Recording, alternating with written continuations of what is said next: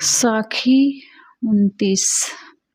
हृदया भीतर आरसी मुख देखा नहीं जाए, मुख तो तबही देखी हो जब दिल की दुविधा जाए। आरसी, आरसी किसे कहते हैं? हृदया भीतर आरसी, सबके हृदय में आरसी है, सबके हृदय में आरसी है। वो कौन सी आरसी है? किसमें अपना चेहरा हम लोग देखते हैं? असली चेहरा किसमें दिखाई पड़ता है? विवेक से। अगर विवेक नहीं है तो हम नहीं समझ सकते हैं सही क्या है गलत क्या है। सबके हृदय में आईना है, दर्पण है, विवेक है। दुविधा, दो विधा,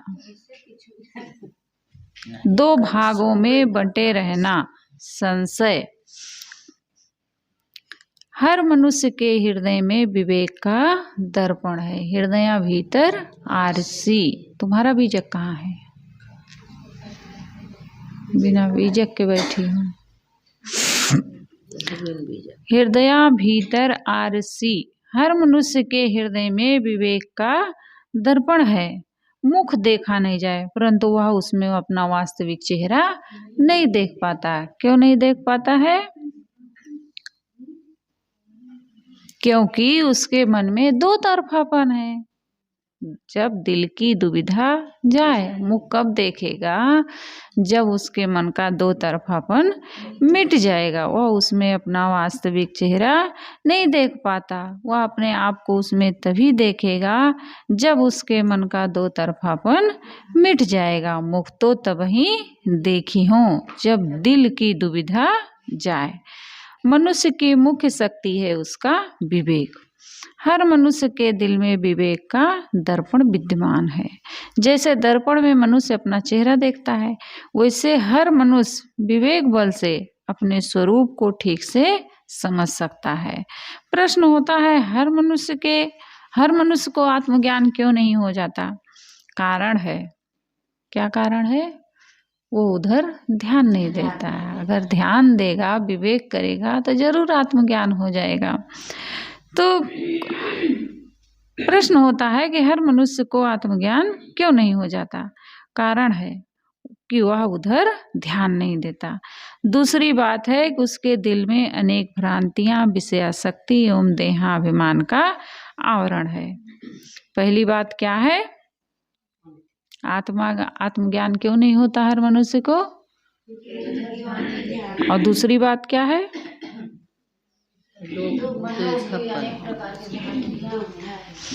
भ्रांतियां हैं, विषयासक्ति भीतर भरी है, देहाभिमान भरा है। इन सब आवरण के कारण वो मनुष्य को आत्मज्ञान नहीं होता। अच्छे दर्पण में भी जब मैल जम जाता है तो उसमें कोई मुख देख पाता है? तुम लोग भी दर्पण साफ करते रहते हो, कहीं छींटा पड़ जाता है तो उसका, पानी भी पड़ता है तो उसका दाग पड़ जाता है। तो इसे जब धूल जम जाती है तो उसमें आदमी अपना मुख नहीं देख सकता है। ऐसे प्राप्त शक्ति का कोई सदुपयोग ना करे तो उससे लाभ नहीं मिल सकता है। घर में गड़े धन को कोई निकाल कर उसका उपयोग ना करे तो कंगाल सरीखा ही बना रहेगा। घर में धन गड़ा है लेकिन अब उसको कोई निकाल नहीं रहा है, उपयोग नहीं कर रहा है, तो कंगाल बना है। देहाभिमान और विषयासक्ति के कारण हर आदमी अपने आप की वास्तविकता से बेभान रहता है। जो लोग बहुत कुछ शुद्ध चित्त के होते हैं उनमें भी अधिकतर लोग भ्रांति में जीते हैं। मन का दुविधा में होना किसी भी दिशा में सफलता का बहुत बड़ा अवरोध है। मन में दुविधा का होना किसी भी दिशा में सफलता का बहुत बड़ा अवरोध है। दुविधा का अर्थ है दो विधा, अर्थात एक बात में दो विरोधी दिशाओं में सोचना। विरोधी धारा के चिंतन में पड़ा मनुष्य अपने स्वरूप को नहीं पहचान सकता। हमें समझ लेना चाहिए कि बाहर हमारा कुछ भी नहीं है। बाहर तो केवल जड़ दृश्य है। मेरी अपनी चेतना ही मेरा आश्रय स्थल है। मनुष्य की अपनी आत्मा के अलावा देवी, देवता, ईश्वर, परमात्मा, ये सब केवल शब्द हैं। देवता का देवता, ईश्वर का ईश्वर, परमात्मा का परमात्मा कौन है? व्यक्ति की अपनी आत्मा।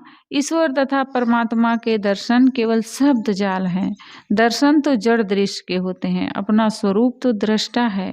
साधक को चाहिए वो सारे दर्शनों का मोह छोड़कर विवेक द्वारा अपने आप को समझे तथा अपने आप में स्थित हो।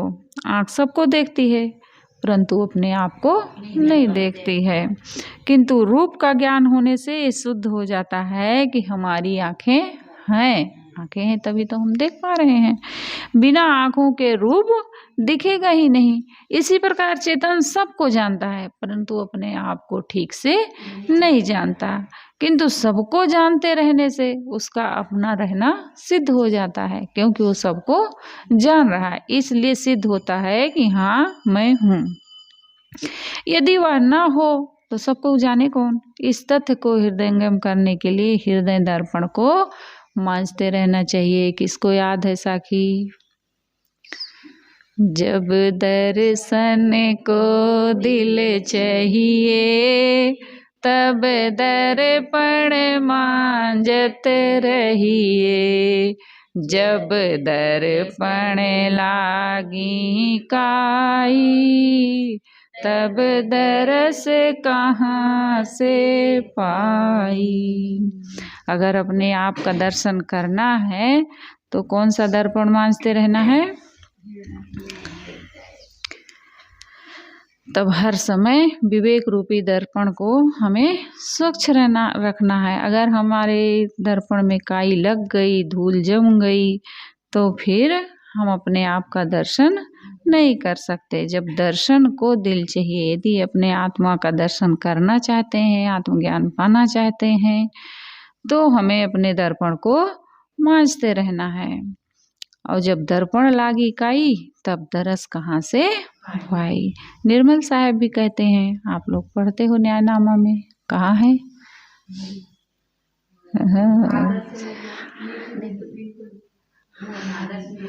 कोई नहीं याद किए हो न्यायनामा।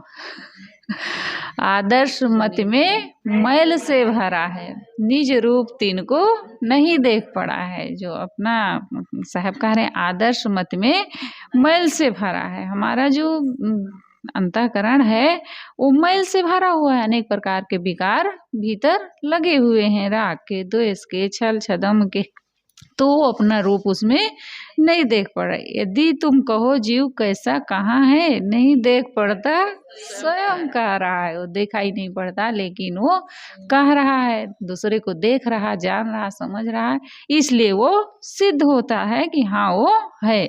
अपना नयन देखना जो तू चाहे, आदर्श निर्मल में कर ले निगाहें। बुद्धि निर्मल स्वच्छ अपनी बनाओ तो अपने स्वतः रूप को देख पाओ। सदगुरु विशाल साहब क्या कहते हैं?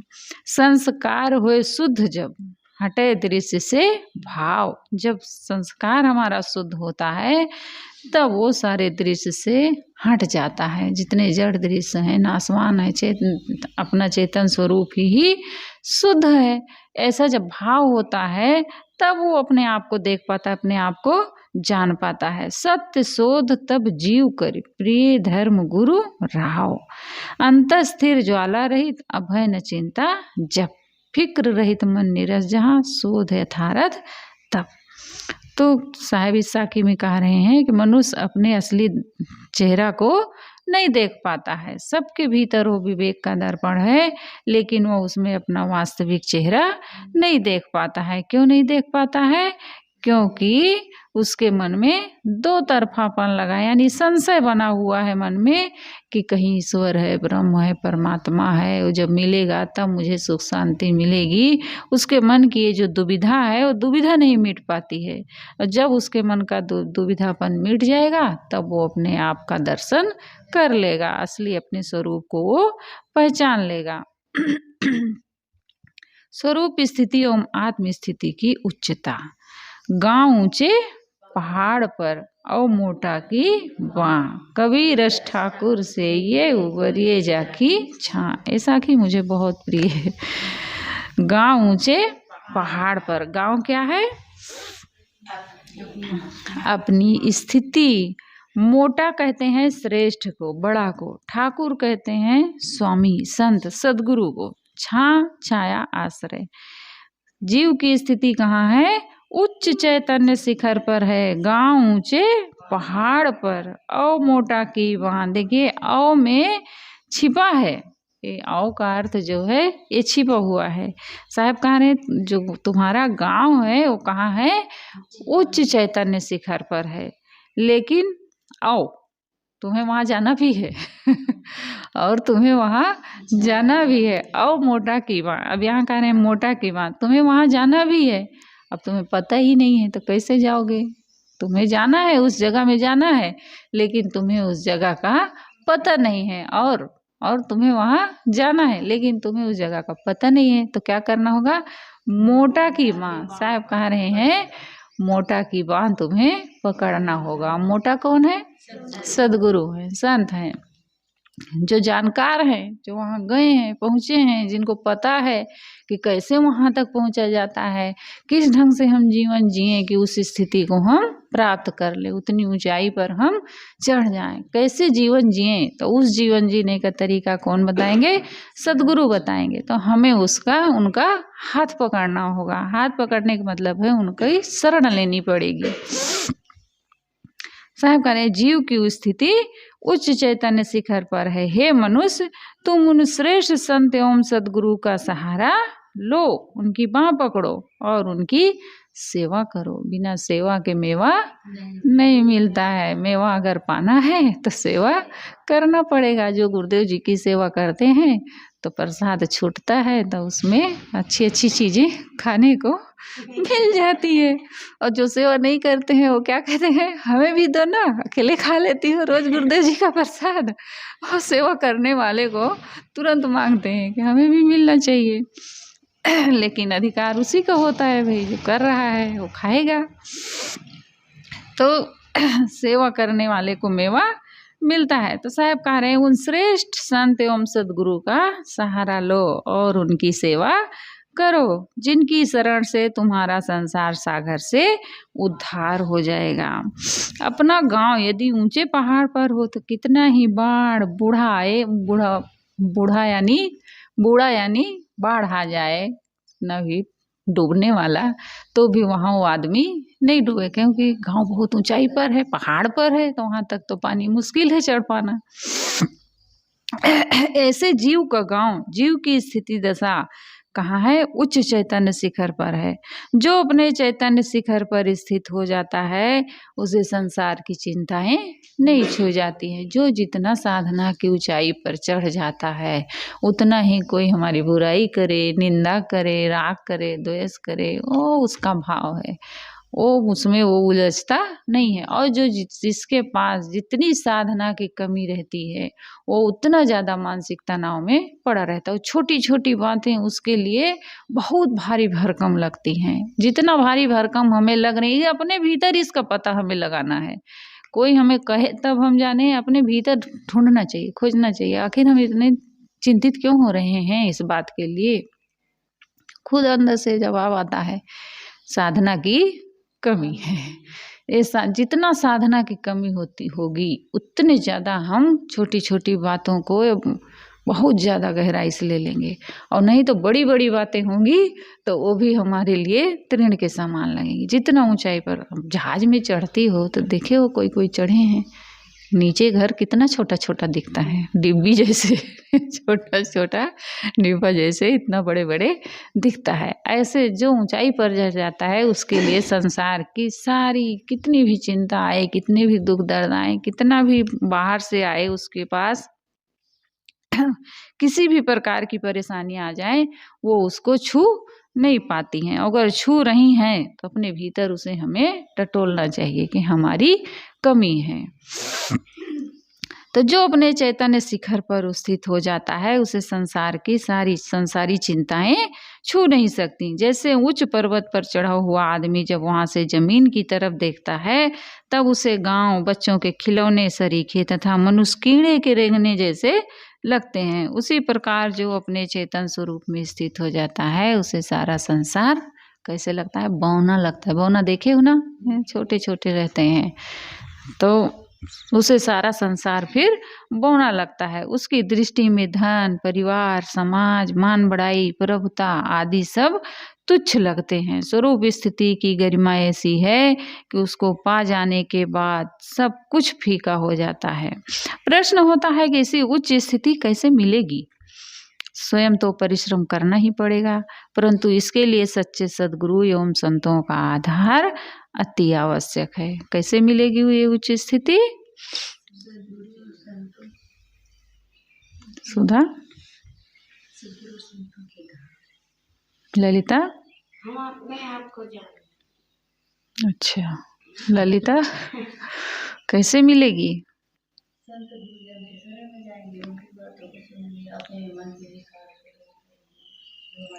संत गुरु का आधार और परिश्रम, उसके लिए साधना भी करनी पड़ेगी, तपस्या भी करनी पड़ती है। ऐसे थोड़े मिल जाती है उच्च स्थिति। उसके लिए हमें बहुत संयम साधना करना पड़ता है, बहुत सहना पड़ता है, तब जाके हम उस उच्च स्थिति पर पहुंचते हैं। तो वो उच्च स्थिति कैसे मिलेगी? स्वयं परिश्रम और सच्चे सद्गुरु एवं संतों का आधार। इसलिए सद्गुरु कहते हैं कि मोटा की बाँह पकड़ो।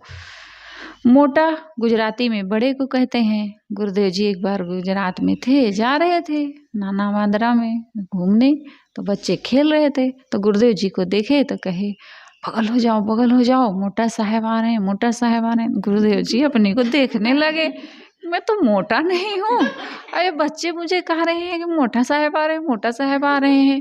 अब आए जब घूम के, तो वहाँ के जो भक्त थे उनसे कहने लगे गुरुदेव जी कि आज मैं घूमने जा रहा था तो बच्चे कह रहे थे मुझको मोटा साहब आ रहे हैं, बगल हो जाओ, मोटा साहब आ रहे हैं। तो कहे साहेब, मोटा साहब, मैं तो मोटा नहीं हूँ। तो कहे साहेब इसलिए कह रहे थे, मोटा साहब का मतलब है बड़े साहब आ रहे हैं। तो गुरु जी कहे अरे, तो गुजरात में बड़े को मोटा भाई कहते हैं। तो अर्थ है जो उस उच्च स्थिति को प्राप्त है उसकी शरण लो, उसकी सेवा करो। ठाकुर बंगला भाषा में संत एवं सदगुरु को कहते हैं। समन्वयवादी एवं बहुश्रुत कबीर इस साखी की पहली पंक्ति में मोटा गुजराती शब्द से लेते हैं तथा दूसरी पंक्ति में ठाकुर बंगला भाषा से लेते हैं। देखो एक बंगला भाषा ले रहे हैं कबीर साहब यहाँ, एक मोटा का अर्थ गुजराती ले रहे हैं। वे कहते हैं कि जो ज्ञान, आचरण तथा रहनी संपन्न सद्गुरु हैं उनकी शरण लेकर, उनकी सेवा कर, उनके आश्रय में रहकर तुम साधना करोगे तो विषयों के कीचड़ से उठकर स्वरूप स्थिति की उच्च चोटी पर पहुंच जाओगे। उनकी सेवा करो, उन रहनी संपन्न सद्गुरु की सेवा करो जहाँ से तुम्हें अपने मन के सारे हमारे कीचड़ खत्म हो जाए, सारा मन का मैल जो है वो धुल जाए। कबीर साहब नहीं, पूरण साहब जी कहे हैं, तिनको चरणोदक सही, तिनको महाप्रसाद, तिनको दर्शन नित्य सही। जिनकी मिटी उपाधि, जिनके मन की उपाधि मिट गई है, उपाधि का मतलब है जो जन्म मरण से मुक्त हो गए हैं, जिनके मन के सारे विकार समाप्त हो गए हैं, उन संत और सद्गुरु की सेवा करो। रहनी संपन्न संतों के पास जाओ जहाँ से जिनकी आश्रय लेकर के तुम विषयों के कीचड़ से ऊपर उठ जाओ और अपनी स्वरूप स्थिति की उच्च चोटी पर पहुंच जाओ। वकीलों की संगत से वकालत, डॉक्टरों की संगत से डॉक्टरी, विद्वानों की संगत से विद्वता आती है। इसी प्रकार विवेक वैराग्य संपन्न संत एवं सद्गुरु की संगत से ही स्वरूप स्थिति की उच्च चोटी पर चढ़ा जा सकता है। ऊंचे काम के लिए सामने ऊंचे आदर्श का बल चाहिए। हमें बड़ा काम करने के लिए बड़ा आदर्श लेना पड़ता है। जितना बड़ा बल होगा उतना जल्दी हम उस ऊंचाई पर चढ़ेंगे।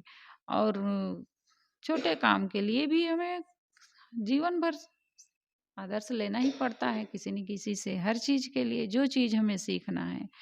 तो साहब कह रहे हैं कि जो जीव की स्थिति है वो कहाँ है? तो जोर से बोलना चाहिए, ठीक से, धीरे से बोलते हो मन में ही। जीव की स्थिति उच्च चैतन्य शिखर पर है, लेकिन उस स्थिति को प्राप्त करने के लिए हमें श्रेष्ठ संत गुरु का सहारा लेना पड़ेगा, उनकी सेवा करने पड़ेगा, उनकी शरण में जाना पड़ेगा, तभी हमारा उद्धार हो सकता है। कबीर अस ठाकुर से ये उबरिए जाकी हाँ, उनकी शरण में जा कर के ही हम अपना उद्धार कर सकते हैं। विनम्रता पूर्वक संत गुरु की शरण में लग करके, उनकी सेवा करके, साधना करके ही हम अपने जीवन को ऊपर उठा सकते हैं। अगर अहंकार करेंगे, हमें तो किसी की ज़रूरत नहीं है, हम घर में रह लेंगे साधना कर लेंगे, हम कहीं भी रह लेंगे साधना कर लेंगे, अगर ये अहंकार आया तो फिर वो सब गुरुदेव जी कहते हैं कि कुछ दिन में सब पता नहीं कहाँ चौपट हो जाता है ज्ञान वैराग, और फिर मन परपंची हो जाता है, और वही परपंच फिर रात दिन करते रहते हैं, इधर उधर घूमते रहते हैं, कुछ अपने उद्धार का काम नहीं कर पाते हैं। बोलिए सतगुरुदेव की जय। वंदन है गुरुदेव तुमको, वंदन है गुरुदेव। काल जाल के फंदा भारी, काल जाल के फंदा भारी, परख लखाय भेव तुम, रख लखाय भेव तुमको।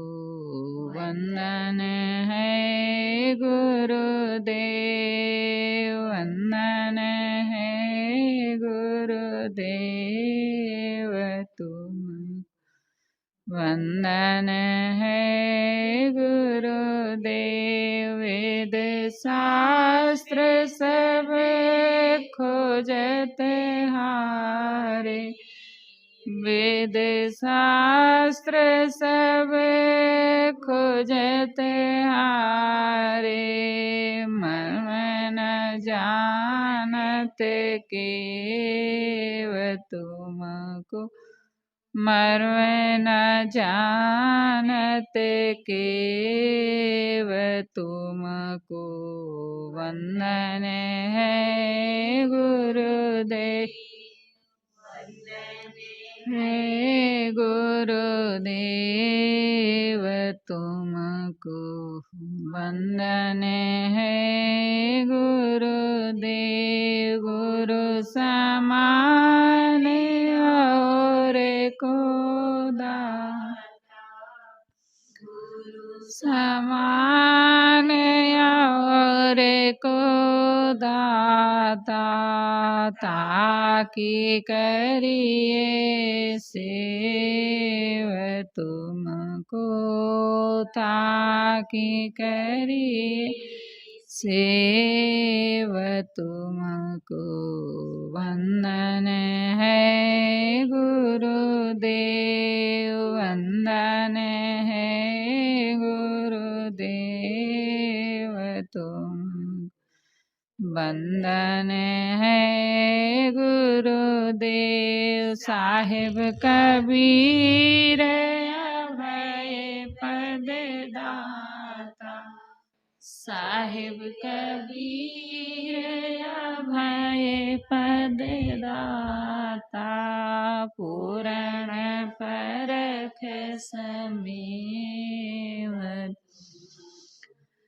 पूर्ण परख समेव तुमको। वंदन है